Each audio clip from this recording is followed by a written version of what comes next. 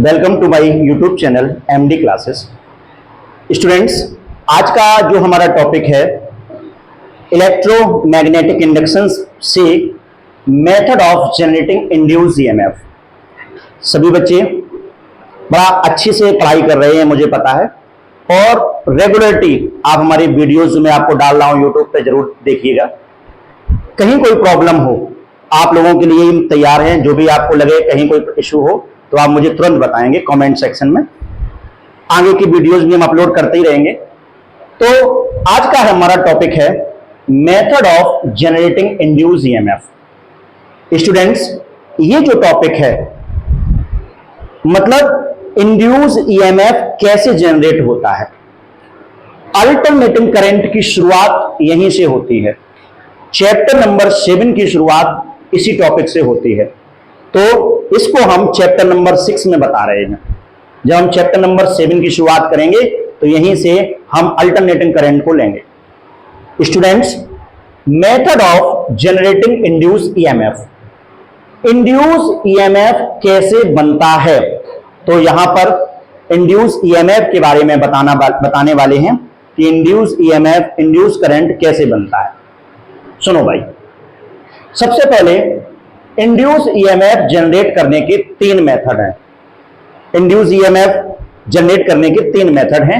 Induce EMF कैसे बनता है, तो सबसे पहले मुझे यह पता होना चाहिए कि मैग्नेटिक फ्लक्स क्या होता है। तो मैग्नेटिक फ्लक्स का फॉर्मूला होता है BA cos थीटा।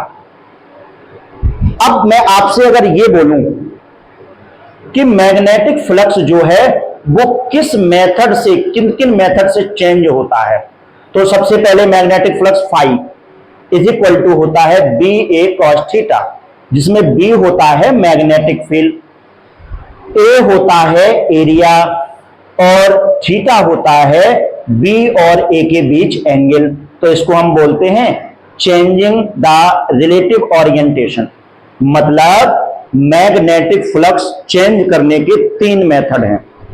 या तो हम मैग्नेटिक फील्ड चेंज कर दें, या फिर एरिया चेंज कर दें, या फिर एंगल चेंज कर दें। तो मैग्नेटिक फ्लक्स 3 तरीके से चेंज होता है। फॉर एग्जांपल, जैसे मैंने ये बुक ले ली, ये बुक है। अब मैं आपसे ये बोलूं कि ये जो बुक हमारी रखी है, अगर इसका हम एंगल चेंज कर दें तो भी मैग्नेटिक फ्लक्स चेंज होगा। अगर इसका हम एरिया बढ़ा दें, मतलब एरिया कुछ दूसरा ले लें, तो भी इसका मैग्नेटिक फ्लक्स चेंज हो जाएगा। या फिर इसमें मैग्नेटिक फील्ड चेंज कर दें तो भी इसका मैग्नेटिक फ्लक्स चेंज हो जाएगा। कैसे, तो इसमें मैंने बताया B, A और थीटा अगर हम चेंज कर दें तो मैग्नेटिक फ्लक्स चेंज होता है। तो पहले तुम्हें ये बताना चाहूंगा कि एंगल चेंज करने से मैग्नेटिक फ्लक्स चेंज कैसे होता है। तो देखो भाई, जैसे ये कॉइल है, ये कॉइल मान ली हमने, लाइक एज ये कॉइल है। अब इसको मैं अगर इसका एंगल चेंज कर दूं, तो पहले तो मान लीजिए कॉइल इस तरीके की रखी हुई है, अब कॉइल ऐसी हो जाए, फिर कॉइल ऐसी हो जाए, फिर कॉइल ऐसी हो जाए। मतलब अगर इस कॉइल का हम B और A का एंगल चेंज कर देंगे तो मैग्नेटिक फ्लक्स चेंज कैसे होता है, देखिएगा भाई। सबसे पहले हमने मान लिया कि ये नॉर्थ पोल है मैग्नेट का, और ये मैग्नेट का साउथ पोल है, और कॉइल को मैंने ऐसे रख दिया है। तो मैग्नेट का ये नॉर्थ पोल है और मैग्नेट का ये साउथ पोल है, और मैंने कॉइल को इस तरीके से रख दिया। तो एक बात समझो, इस कॉइल का एरिया वेक्टर, अगर मैं एरिया की बात करूं तो इसका एरिया वेक्टर इस डायरेक्शन में काम करेगा, और इसका जो मैग्नेटिक फील्ड है वो भी इसी डायरेक्शन में काम करेगा। तो B और A के बीच में एंगल 0 हो गया। अब मैंने बोला इस कॉइल को मैंने ऐसा कर दिया, तो बताओ इसका एरिया किधर काम करेगा, इस डायरेक्शन में। मैग्नेटिक फील्ड आपका नॉर्थ ही है, साउथ ही है, इस डायरेक्शन में। इनके बीच में एंगल कितना हो गया, 90 डिग्री। अब 90 डिग्री हो गया, तो पहले एंगल 0 डिग्री था, फिर 90 डिग्री हो गया, एंगल चेंज हुआ तो मैग्नेटिक फ्लक्स चेंज होता है। एंगल चेंज होने का मतलब थीटा की वैल्यू अगर मैं 0 कर दूं तो cos 0 की वैल्यू 1 होती है, तो मैग्नेटिक फ्लक्स मैक्सिमम।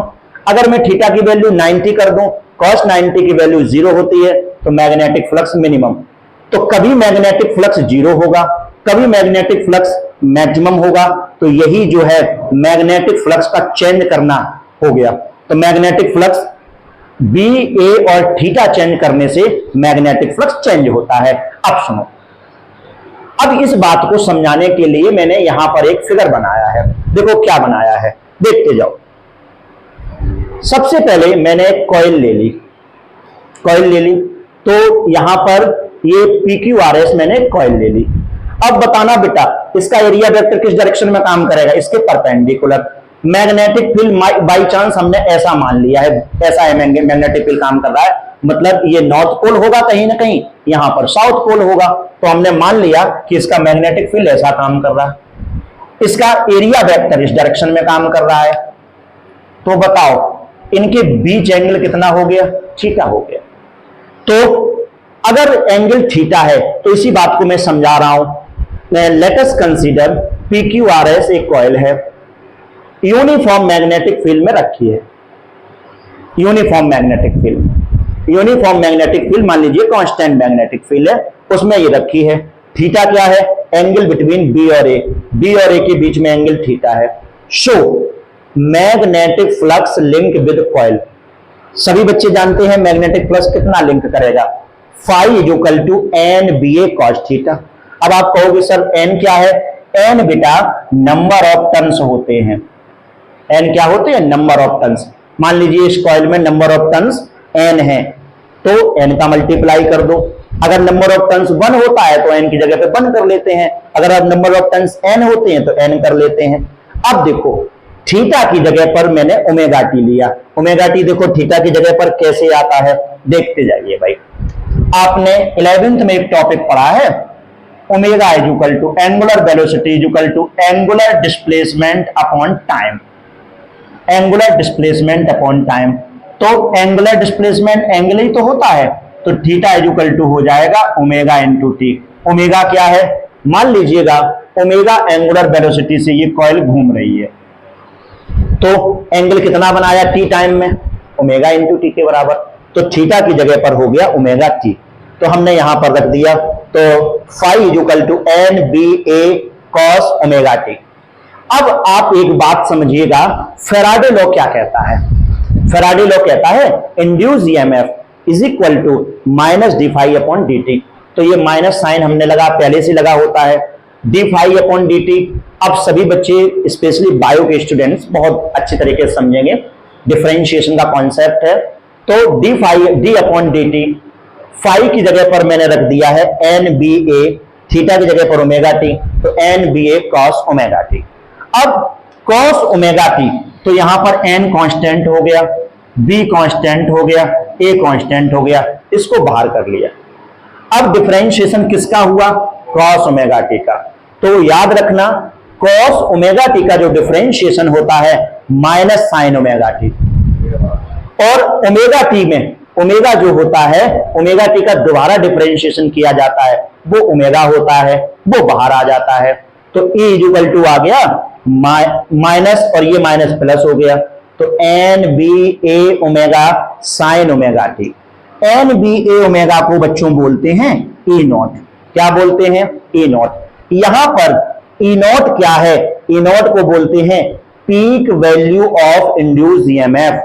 मतलब अगर कहीं एन बी ए ओमेगा लिखा, इसकी जगह पे ई नॉट लिखेंगे, तो ई इक्वल टू क्या आ गया, E not sine omega T.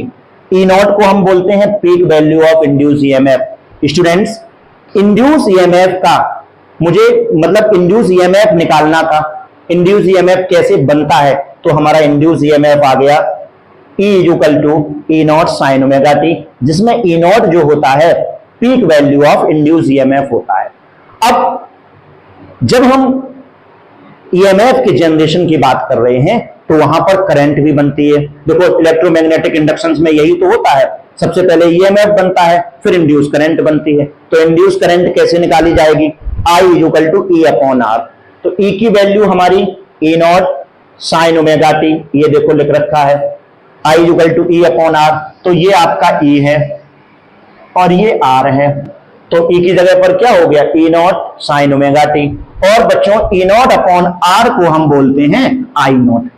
जैसे I equal to E upon R, उसी तरीके से ई नॉट अपॉन आर को हम आई नॉट बोलते हैं। तो यहां पर आई नॉट को हम क्या बोलते हैं, पीक वैल्यू ऑफ करंट।